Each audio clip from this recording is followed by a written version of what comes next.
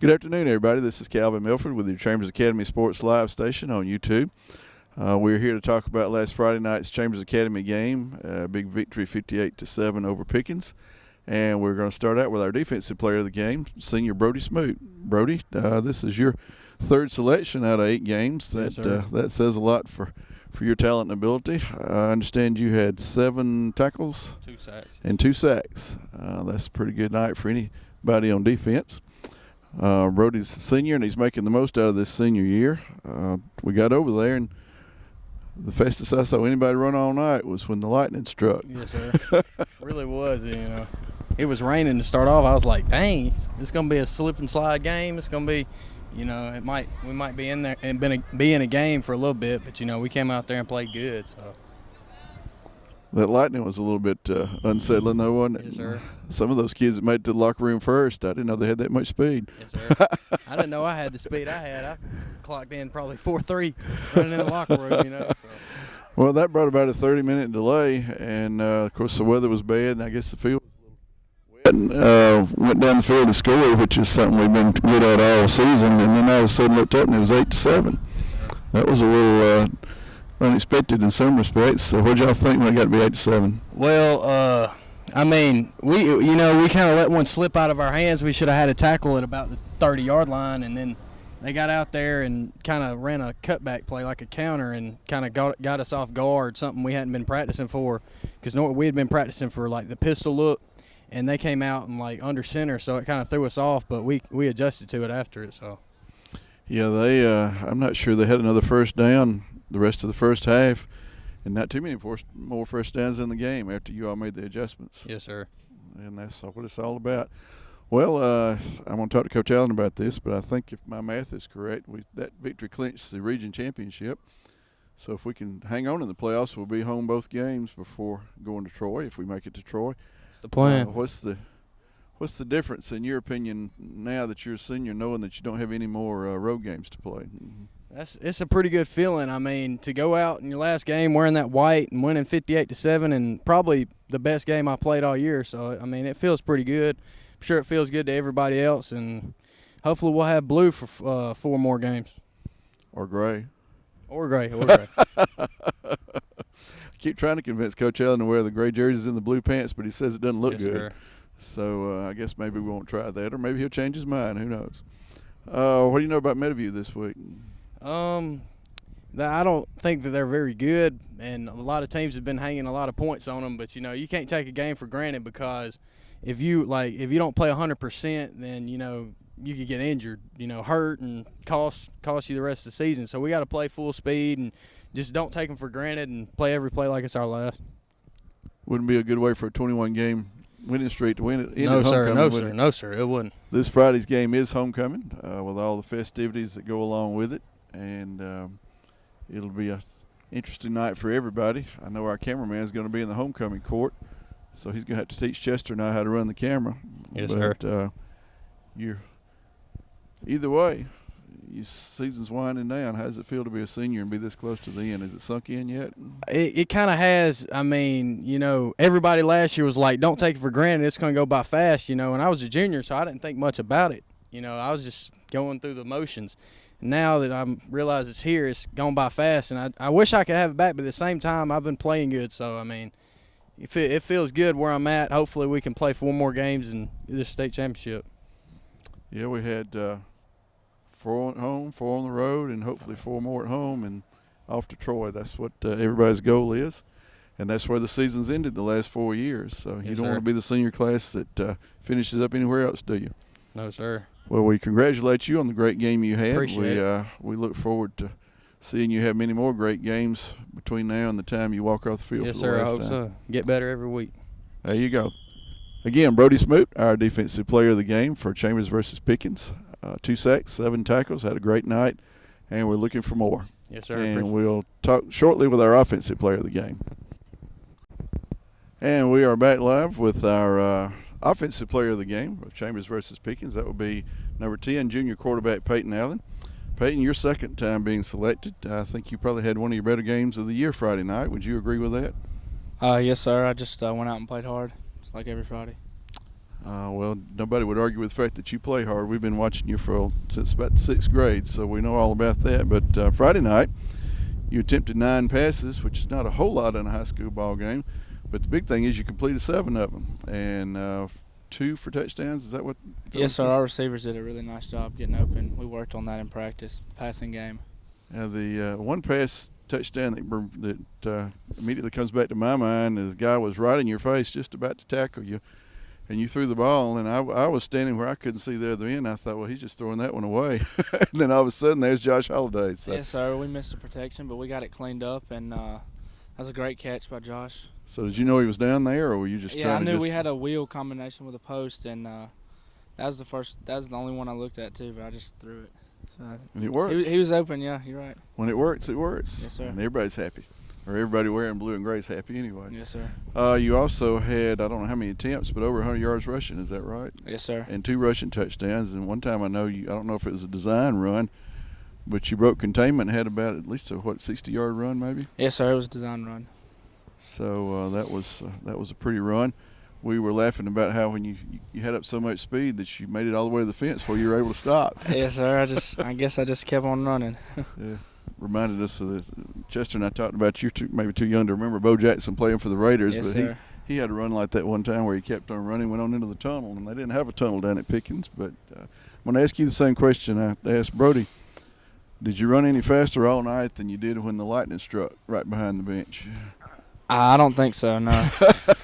Everybody got out of the field. We just had went out too, yes, sir. And that was.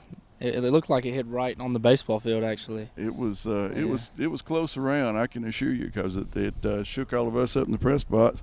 But we looked down and we figured y'all must have had a lightning drill because everybody was running the same direction. Yes, sir.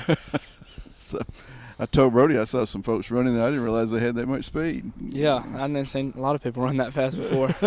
So, well, how you feel about homecoming? This is your junior year. You still got another year, so homecoming's special to everybody, but more special, I guess, to the seniors. But how you feeling about this week's game? Yes, sir. Just the whole week is it's different than every other week, and homecoming's a special time, and all the seniors need to enjoy it.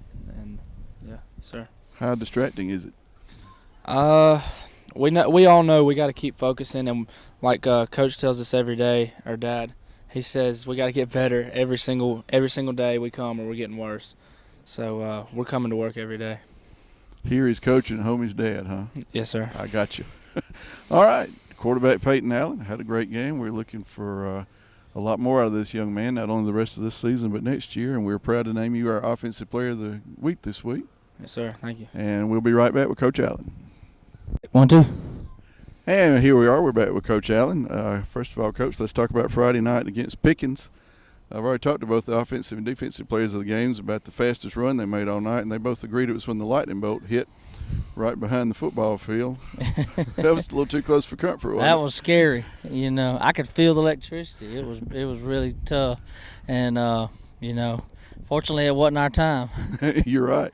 But it was our time to get a victory. That's and, right. There was a little bit of deja vu, I guess, for anybody that was over there in 1988 during that rainstorm, and we got over there. I was there. Another rainstorm. Yeah, we talked last week about you being, I think, in the 8th grade of the night. Yeah. A lot worse storm then, though, than we had. The storm the other night was the Rebel offense, wasn't it? Yes. And the Rebel defense. So tell us looking back, how you feel about that game. Yeah, I think we're playing really well. We're efficient. We're not really wasting a whole lot of plays. I think we've improved on our pre-snap penalties. We've on our false starts, some things like that have been bugging us, that we've been really working hard on. And then we spent a lot of time working on the pass game, and I said all along that it was going to take some time to identify our pass receivers and what they do best, and get Peyton on the same page with them. And then you got to get the protections. There's lots of things that go with it, and so I think we're really playing well offensively, and we're a lot more balanced than we were earlier in the year. Yeah, I would say just from watching the game from our perspective, the play of the night was a long touchdown pass to Josh Holliday that almost looked like it wasn't going to take place. Peyton had somebody hanging all over him, but he got the pass away. Yeah, we missed a protection off the left side, and Peyton saw it, fortunately, and he just kind of ad-libbed, and he made a great throw off balance. And I think that's what you're looking for in a quarterback. You're looking for a guy that can make plays when things break down. And he definitely did that and gave Josh a chance to come away with a touchdown. So, because you're not gonna be perfect every snap, and you're gonna have busts, and you're gonna have things go on. Those guys that can make plays when things get bad are really the guys you want to put out there and trust. And you definitely had two young men make a great play on that particular series. You had a great throw and a great catch, and he stretched it out past the pylon, got it in the end zone. So, and I think that was on a second and long, wasn't it? Maybe. Yeah, it was right after a penalty, I think. It was a great job. We saw what coverage they're in. It felt like it was going to be there, and it definitely was. Well, it was sort of a shaky start. It was 8-7 there for a while in the first quarter. Yeah. Yeah, we proved to be human on defense and gave up a first down in the first half. But Pickens said they threw the ball out in the flats, and we had the guy tackled, and we're big on getting guys down, and we kind of our own worst enemy. We hadn't wrapped up, and the next guy came and knocked that first guy off the tackle, and then the guy made a really good run. We did get him down, which is kind of our point of emphasis, so we can play another down of defense. And then 2 plays later, they ran a ISO off tackle, and we really just were playing way too aggressive and got out of there, and we lost our cutback defender. And they were able to score, made our guys kind of mad, and I thought we played – other than those 2 plays, I thought we played exceptionally well on defense all night. Well, I agree. From that point, you scored 50 points, and I don't keep up with first downs, nor does Chester from where we are, but I don't remember very many first downs that they made after that. No. I'm pretty sure they didn't make another one in the first half. So that's correct. Well, let's talk about the season. If my math is correct, that was a region-clinching victory. Even though you got one region game left, it's against Meadowview, and even if you lost to Meadowview, that would be their first region win, so that tiebreaker would do them no good. We got the tiebreaker on everybody else, don't we? Yes, absolutely. If we were to lose, we'd be tied with Southern, and we beat them head-to-head, so we'd be the region champs. But we want to go ahead and finish this thing off and give our homecoming people a great night to celebrate, and our guys have a good dance after the game and just have a good time Friday night. It's great to be back home, 4 weeks, and to conclude it with the mother of all trips.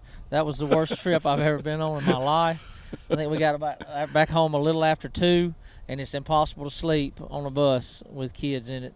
But we got that behind us, and now we're in our last stretch, our 2 home games, and hopefully 2 more playoff games here. Yeah, 4 and 4. 4 at home, yep. 4 on the road, and hopefully 4 more at home. First time I've ever had that work out like that. It's just been kind of crazy, but it did. So the season kind of broke down into thirds. Mm-hmm. Well, we're 2/3 through, which is hard to believe, and 80% through the regular season, which is even harder to believe. 10 years ago, if you had looked at this schedule and seen Pickens and Meadow View back-to-back, what would you have thought? Yeah, that wouldn't have been good. I thought about that. Good. And then Tuscaloosa and Bessemer and Southern was really good back then. I remember too with Sean Bond. So you just never know from year to year. I tell you what though, I think 10 years from now, if somebody's got Chambers on their schedule, they'd be thinking the same thing. What our kids have been able to accomplish the last 5 years has been mind blowing. And I think that put us at 55-5 for the last 5 years. And if you erase that another year, our seniors since entering the 9th grade are 45-2. I was thinking about that. The 45-2, really, when you look at that, 55-5 is impressive, but 45-2 is incredible. Yeah, especially when the two to combine 3 points in the state championship. That's exactly what I was going to say. The 2 losses are by 1 point and by 2 points. Yep. So, I realize that you can't play woulda, coulda, shoulda, but we'd be looking at a 47-game winning streak, which would really be significant, unbelievable. But 21's great. Yeah, it's a lot of fun. Having won 21 in a row. We turn our attention to Meadowview. If there were odds makers, you would probably not be a line on this game because they're kind of coming back from some down years where they didn't even field a football team, or played 8-man, I believe. This is their second year back in 11-man? Yes, that's correct. So they've had some tough years, but Meadowview's been a traditional power in AISA football. I've seen a lot of Chambers Meadowview games that didn't go very well. Yeah.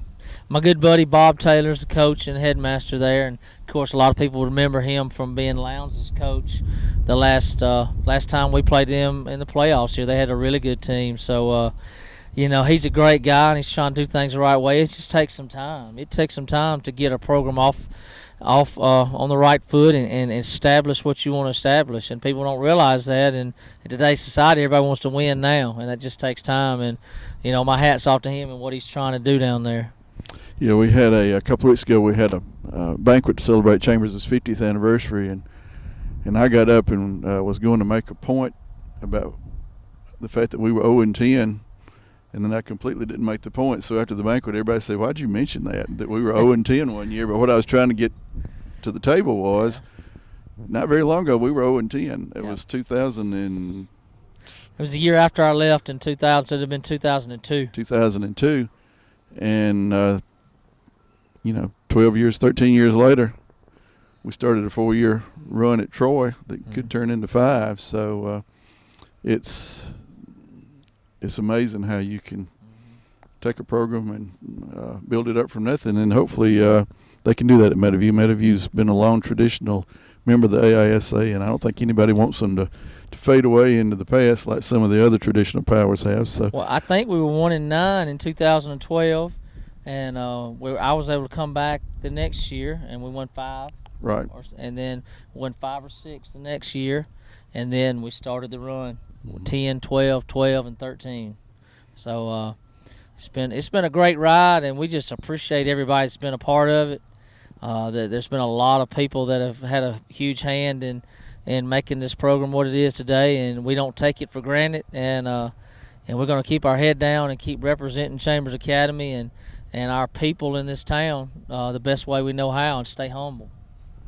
And speaking of humble, Coach Allen won't take much credit, but he's won 1/3 of every victory that's ever been won at Chambers, and moving on toward a half. So, but he would tell you right quick it was the kids and not him. But we appreciate what you do for the program as well, Coach Allen, and we're looking forward to making another trip to Troy. That's gotten to be one of those things you could almost pencil in at the end of the year.